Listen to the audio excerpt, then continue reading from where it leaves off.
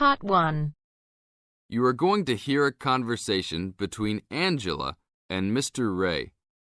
Angela is applying to join the library. Listen to the conversation and complete the form below.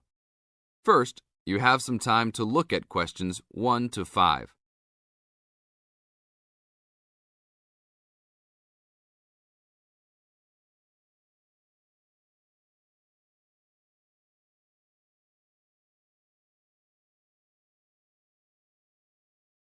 Now we shall begin.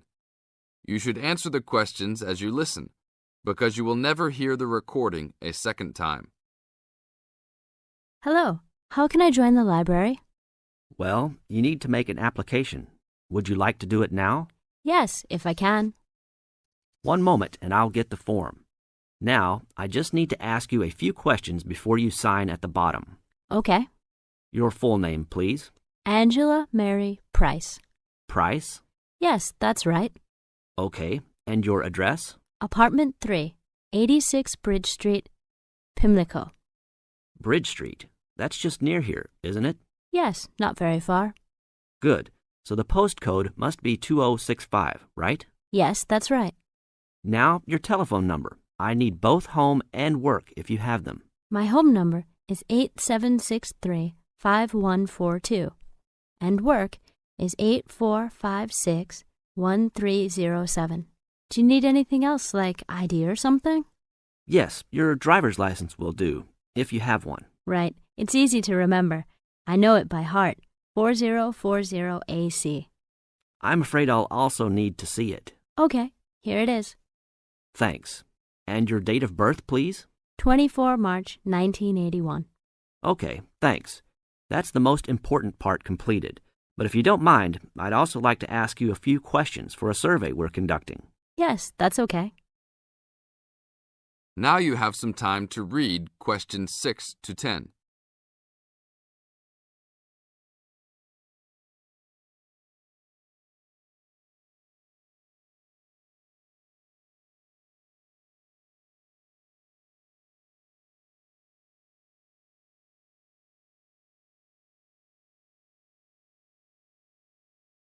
As the conversation continues, answer questions 6 to 10.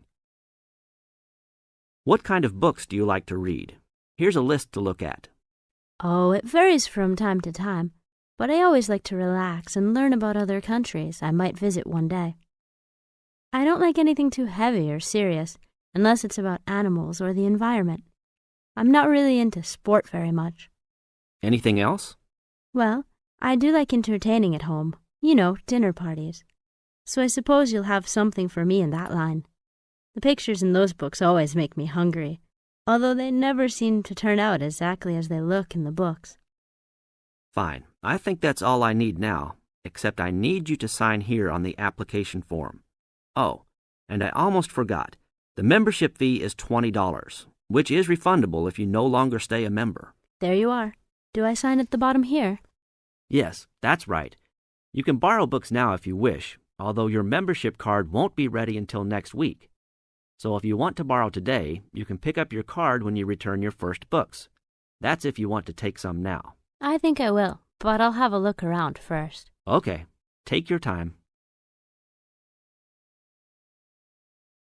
That is the end of Part 1. You now have half a minute to check your answers.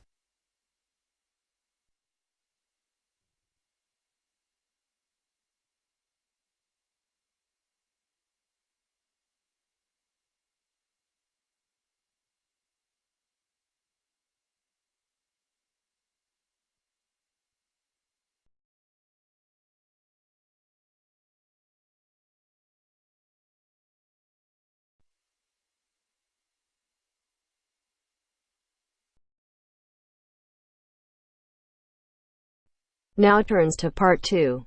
Part 2. You'll hear someone talking to a group of university students. First, you have some time to look at questions 11 to 17.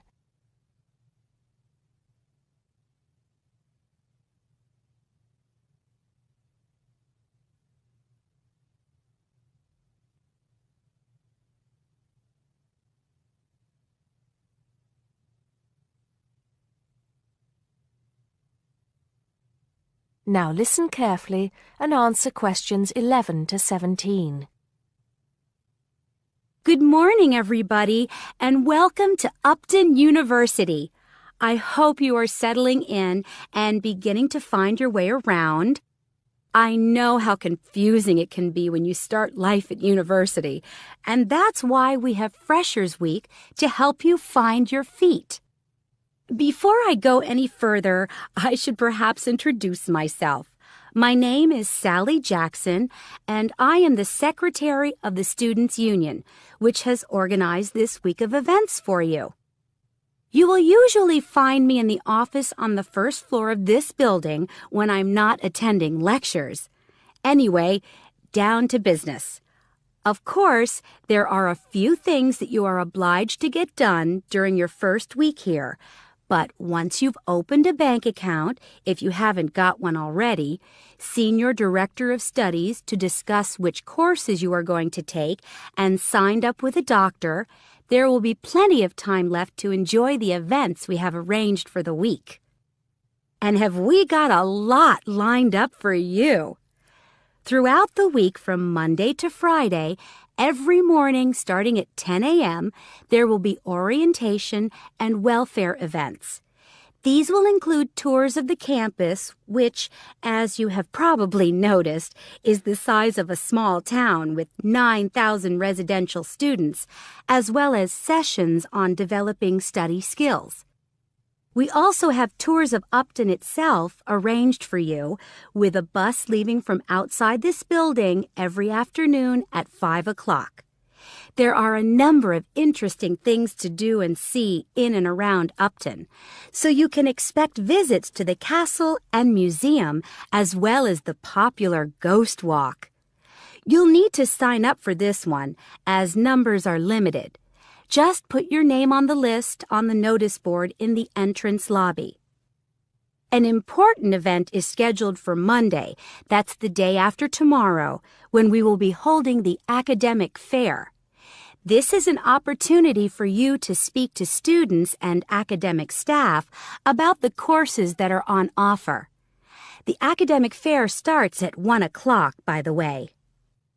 There are a couple of other fairs that I think will interest you. First of all, we have the Societies Fair on Tuesday the 16th, which I think is an absolute must. You might not believe it, but the university has over 150 societies and sports clubs you can sign up for, so you are sure to find something of interest to you. That also starts at 1 o'clock, and it will be here in the Union Building. Also in this building is the Trade Fair on Wednesday from 2 until 5 in the afternoon. This one might sound a bit strange because you will find a load of banks and other businesses here trying to get your custom. You will find plenty of bargains and, best of all, a lot of the businesses give away stuff for free.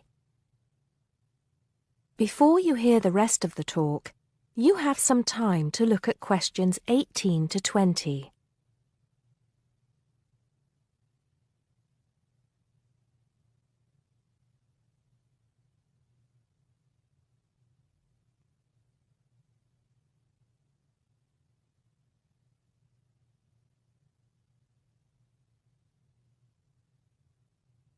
Now listen and answer questions 18 to 20.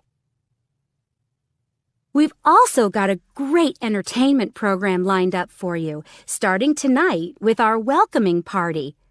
We have a top band lined up for your entertainment, but I'm not allowed to say who they are. All I can say is that I am sure you will not be disappointed. So come along to Blackmore Hall at 9 o'clock this evening to get your university experience off to a flying start. Just one point. I'm afraid this event is limited to freshers only. Because of space restrictions, you can't bring a friend tonight. Sorry about that. There's more fun and games on Monday in the Cotswold Theater here on campus. We have booked two of the cleverest comedians in the country, Paul Frazier and Jenny Brown, for a 3-hour show. Paul has assured us that he and Jenny have packed the show with new material, and as they always get rave reviews for their shows, I think we can look forward to an evening of great entertainment. That's in the Cotswold Theater on Monday evening at 7:30. Moving along a bit, on Thursday there is an important date for your diaries. This is the official Freshers opening ceremony, when the Dean welcomes you to Upton University. So remember, Thursday the 18th from 2:30 to 3:30 in Blackmore Hall. You certainly should go to this one, and by the way, light refreshments will be available. At the end of the week, on Saturday, you have the chance to dress up in your smartest evening wear for the official Freshers' Ball. Actually, although it's called a ball, it is quite a relaxed affair, so we are more than happy if you turn up wearing jeans and a t-shirt. The important thing is to relax and enjoy yourselves. Time and place are the same as for this evening's party. Blackmore Hall from 9 in the evening to 3 o'clock in the morning. Right. I think I've covered the most important and exciting events we have lined up for you, but there will be plenty of other things going on throughout the week, so remember to check the notice board in the entrance lobby regularly. Enjoy the rest of the day, and I look forward to meeting as many of you as possible this evening at the welcoming party. That is the end of part 2. You now have half a minute to check your answers.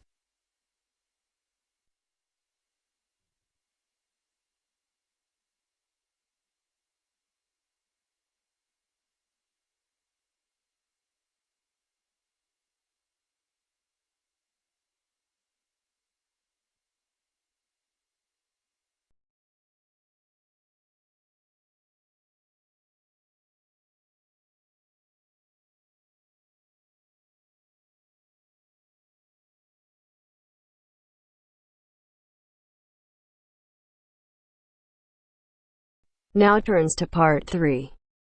Part 3. You will hear a discussion between students Maria and Jack.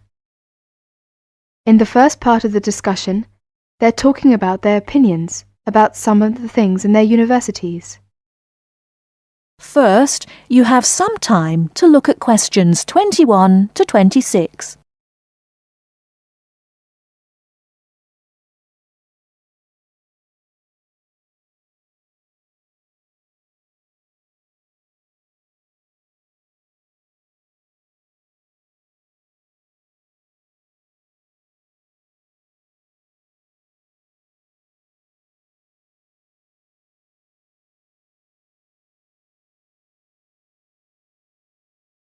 Now listen carefully and answer questions 21 to 26.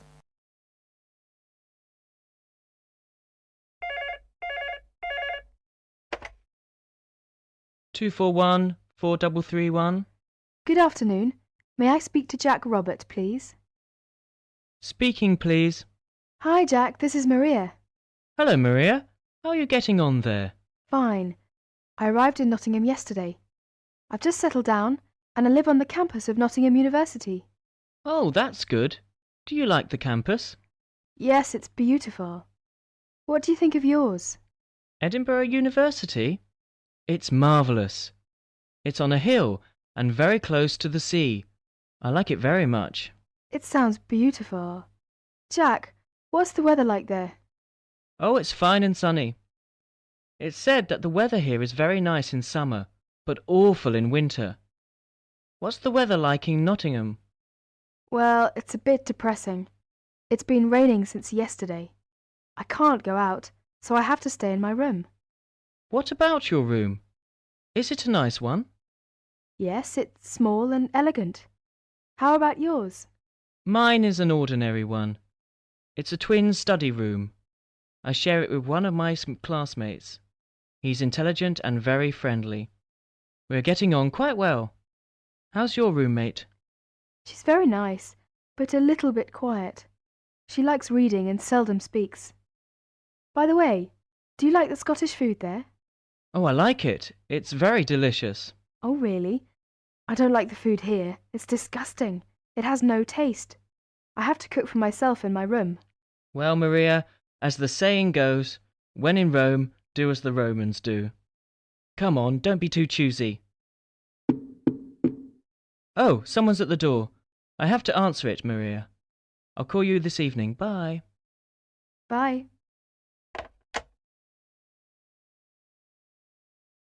Ellen, a student union officer, is conducting a survey about the university facilities.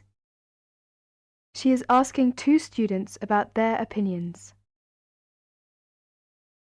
Before you hear the rest of the talk, you have some time to look at questions 27 to 30.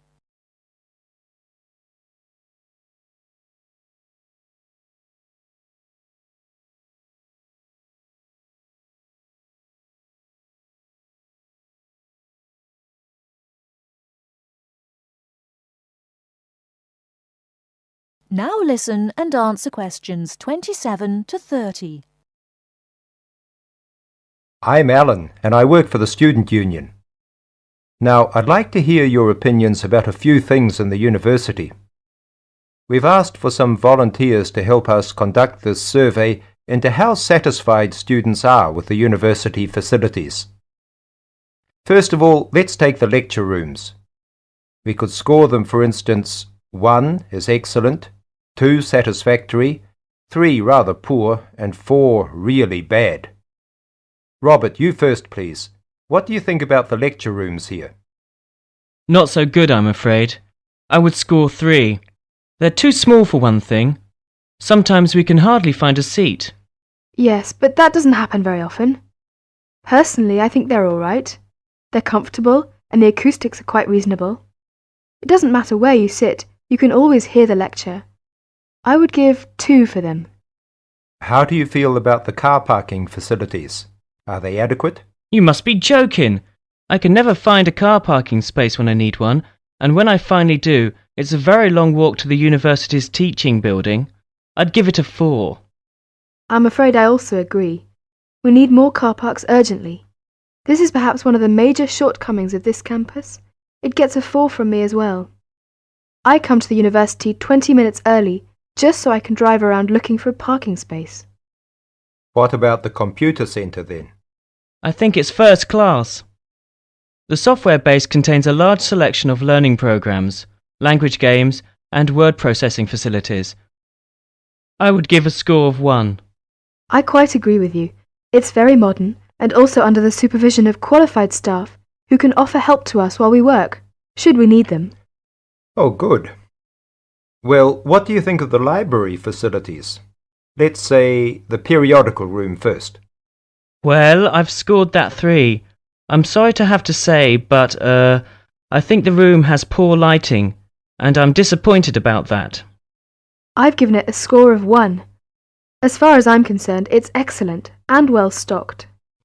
Thank you, Robert and Mary. Now, let's turn to the photocopying facilities. I would give it a score of 2. Personally, I think it's all right and it's very helpful. Huh? I would score 3. I think it's too expensive for photocopying, and there are not enough machines. Sometimes we have to stand in a line. Okay. Now, let's talk about the... That is the end of part 3. You now have half a minute to check your answers.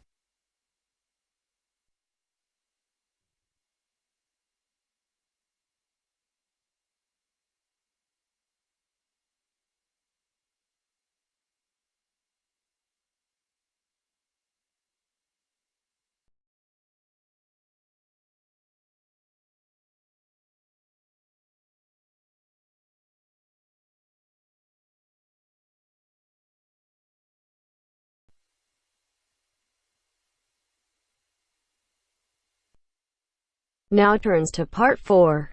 Part 4. You are going to hear a lecture about the geographic information about Australia. You now have some time to read questions 31 to 40.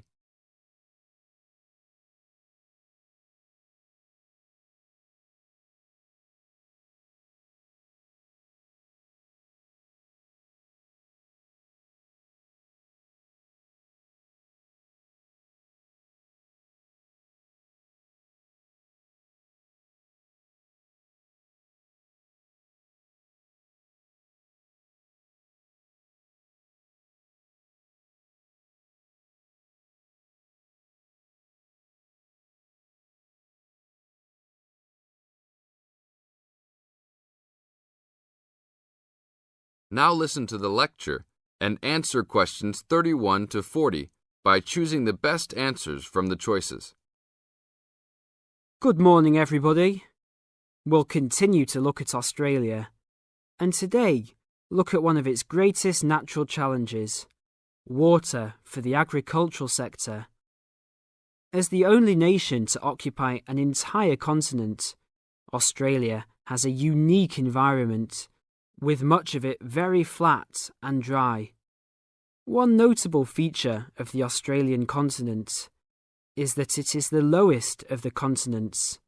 The average elevation is less than 300 metres, compared with the world's mean of 700 metres, and its highest mountain is only 2,228 metres, so it is overall a very flat country. It is also dry. In fact, Australia is the driest, after Antarctica, of the continents. Yet Australia has extremes of climate and topography.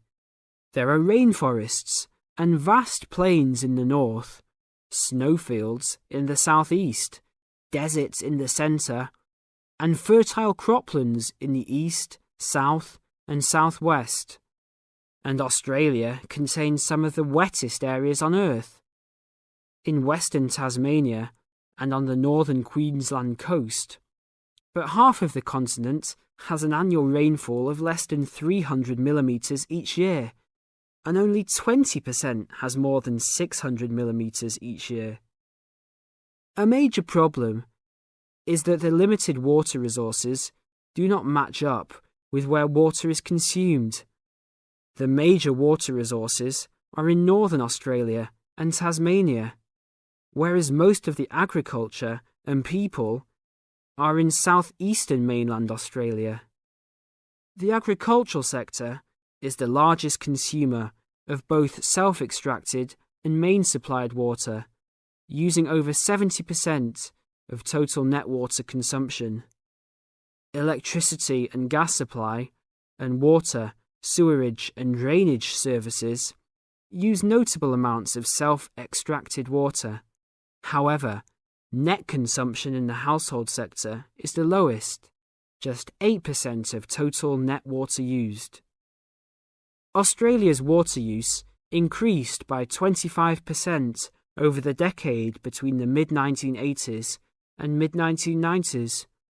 Much of this increase was due to irrigated agriculture, which, as noted earlier, accounts for over 70% of national water demand. Since the mid-1990s, the growth and profitability of irrigated agriculture has outstripped the dryland agriculture sector. Irrigated commodities contributed almost a third of total farm exports in the mid-1990s. The results of a special government report in 2000 showed that if today's water use arrangements continue, the water needs of the rural industries will outstrip water availability by about 2020.